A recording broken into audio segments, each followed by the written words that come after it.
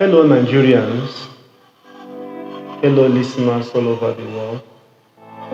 My name is Uncle Pascal, and with me in the podcast is You're frankly speaking, frankly. Chisom Kikunkolu. Together, we warmly welcome you to the debut episode of Breaking Silence podcast, where every voice matters, no matter how small, no matter how ignored.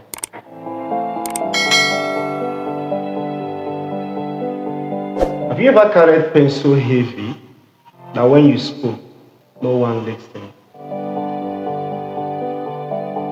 Have you ever been accused of something you did not do, and yet the world refused to believe you're innocent? Have you ever cried in silence and yet your tears feels invisible? These were the traumatic experience of Nkuda Margaret, Nkuda Ndubisi, Mr. Elon, Emmanuel Mwoga, Sunday Obodo from Izi in Ebonyi State. These victims' lives were shattered by the lies of one man, fake Prophet Obadema and his syndicate, Prophet Tubaba and Prophet Malaysia Money. Prophet Obadema is self-acclaimed notorious fake prophet who feeds on the vulnerability of the gullible villagers of his sea. He would charge the villagers as much as 1,500,000 to host a village crusade for them. In his village crusade, he would use his syndicate, Prophet Tubaba and Prophet Malaysia Money, to gather lists of elderly men and women that will be called out as evil and witches. The victims will be given all sorts of ill treatment. They would go to the extent of tying the victims on a tree, flog them for more than 8 days, and incite hot pepper on their private part. Imagine suffering the pains of what you didn't do. Imagine carrying a shame that does not belong to you. One of the victims lost his sight as a result of the beating. Their properties were looted, leaving them with nothing to survive on. This is so cruel. Now that Prophet Obadema has confessed to arranging the whole prophecy, what will be the fate of the victims? What will happen to their dignity? What about the one that lost his sight? What will now happen to his sight? I used to tell people that old age is not witchcraft. Being sick is not a sign of witchcraft. Being poor or rich is also not associated with witchcraft.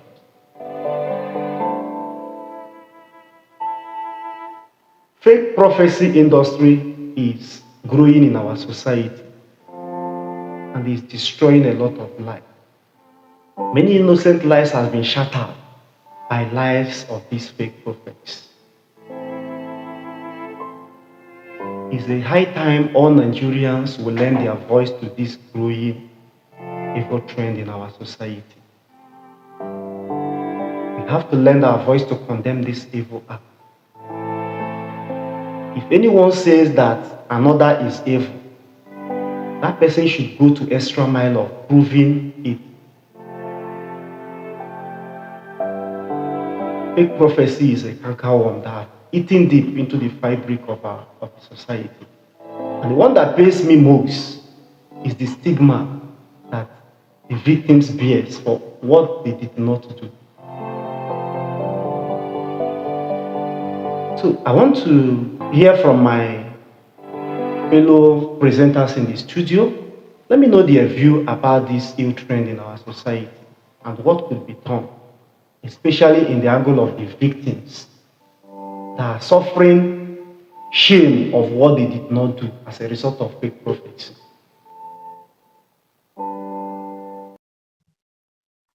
Yeah, I don't know. From what you just said, according to Nigeria Constitution, we know that he that alleges must prove. And in that light, if you're looking at these people who are victims or who have been victims of this ill treatment, I would like us to look at the dignity, the deprivation of their human dignity. Nigeria Constitution Section 34 is talks about human dignity, rights to dignity, and then Section 36 talks about right to fair hearing. Now, I wouldn't imagine if my mother or if my father is being stripped in the village for what he has or what he didn't do, if at all he committed that crime. Because you can't use crime to correct crime. It's a crime against human dignity. What of the stigma that he's left to live with the rest of his life? What of the stigma I am left to live with for the rest of my life if such a thing happens? In that situation, people don't think about the aftermath. We only think about what happens immediately. Nobody has the right to strip anybody. Nobody has the right to punish anybody if it's not the law that is punishing. So let's just take a look at this. If somebody has been stripped naked today, remember that the internet will not forget. Even if we tell everybody to remove that from the internet, do we even think about what the unborn children will see, seeing their parents, seeing their relatives being stripped naked? Do you know the stigma, the name, the tag that they will carry? Some people may sleep and not wake up because of that. Yeah, thanks to that. Fake prophet, Obadema, like I've heard about him for some years now. The guy's notoriety is very, high, like on the very high side of it. And then again, like this story of those that he went to correct their belongings, once he accuses them of being a witch or a wizard or whatever, like some people will just gather and It's another sensitive question. What does their property have to do with the accusation? that's just the point. Why looting their property as a result of the accusation? That's where my anger is. That's where my anger is. But you know the gullibility of human being whenever it comes to religion.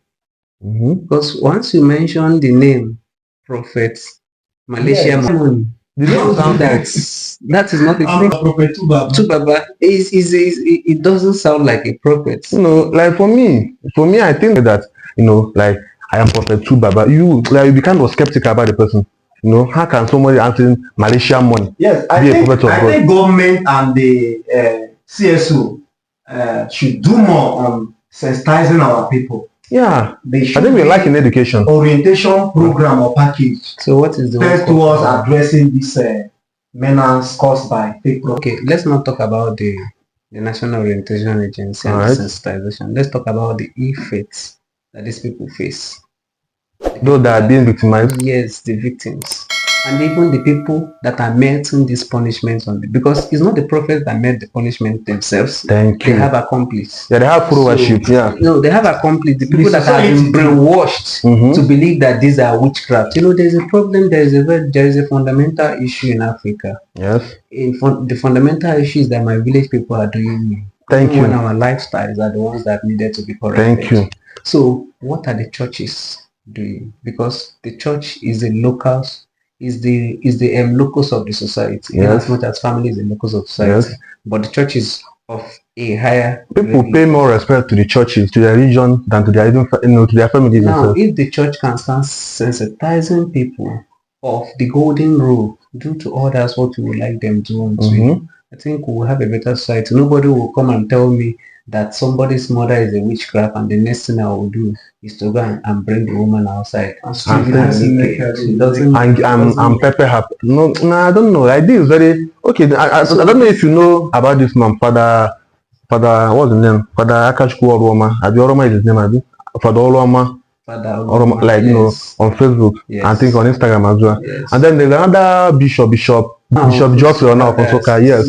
That man, I think man is doing a lot of work, tell people that like all this Yes. religious spirituality, just like someone can believe now that someone in his village is going to blow powder like, and then someone in the town that is doing this now will start developing one sickness or the other. That does not work. Can we now look at it this way? If they are doing this on social media, the targeted audience are not on social media.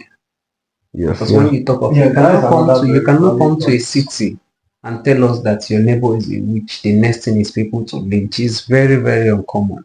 And that is where it's going to happen in the village. National Relation Agency comes in. That is the point I'm making. And the churches come. So now it is now time to do grassroots sensitization. Yes. You sensitize people, gather them in market square, do town hall meetings, tell them the effect of these things. But I think for me, I think the sensitization should not be left to government agencies alone, nor to the church alone.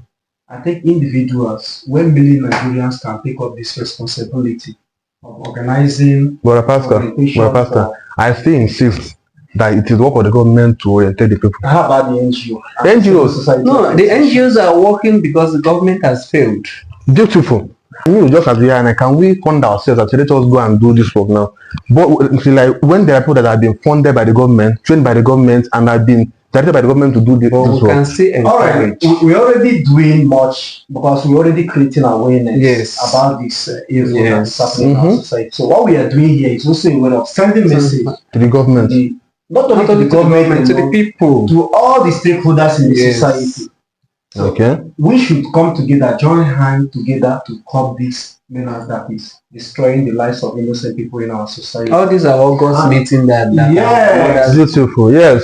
So these are part of the things they have to discuss when they even primary and secondary schools also. And moreover, would there be regulation to curb the activities of these people parading themselves as prophets? The Nigerian police force, are they paying silence to? Another thing again is that when you talk about regulations, the law has stipulated everything about it, but I think it's the prosecution that is the problem. That is, how to carry out these things that is now the problem. But the point I want us to look at is these people that are perpetrating this evil, the villagers that will come, beat people, take their properties. How do we now make them to understand that what they are doing is wrong? Number one. Number two, how many times will this happen? We'll only hear police at the end of the day assure us that something will happen. How many people have really been prosecuted? Because if you have prosecuted people and set them as deterrents, others may stand up. And another thing again is that some of these cases, some of these prophets or these fake prophets or these perpetrators of this evil, they have people hiding. That even if you put them in the police, before you go in the evening to check on your case, the case has been closed. So the problem now is I wouldn't allow issues to escalate to the extent of calling the police or going through the law.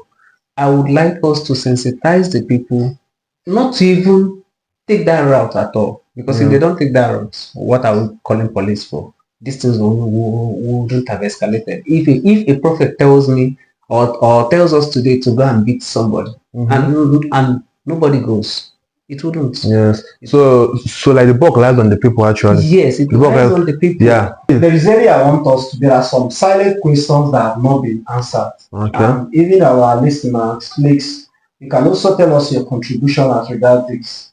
My major concern is about these victims that have been stripped of their dignity. What happens to that? How can it be restored? How can their mental health be rehabilitated? The one that lost his sight as a result of the ill treatment given or the beating given to them, does it mean that he's going to live all rest of his life blind for something he did not do? What if these persons were your relatives? This issue of the fake prophecy industry is a very sensitive matter that we might not finish discussing in this episode. To wrap up in this particular episode, we want to hear the closing remark from Mr. Franklin, please. What do you want to tell our audience out there about this? I think what I would like to say is that clothe people with justice and not with shame. That's all. Thank you. Mr. Chisom, do you have anything to tell our audience? The other thing I can add to all that has been said now is let there be enough punishment and then enough compensation for the victims of these wicked and villainous prophets. All right, our audience, your opinion is highly needed in this particular sensitive matter. They say injustice to one Is injustice, is injustice to all. If it not happen to you today, it might happen to someone close to you tomorrow. Yeah. So let's rise up our voices and condemn this evil in our society. Thank you so much. I still remain your own person, Uncle Pascal. And I am your frankly speaking Franklin. And Mr. Chisom. alright, we draw curtain on this particular episode. Kindly watch out for our next episode. Thank you so much and goodbye for the moment. Thank you.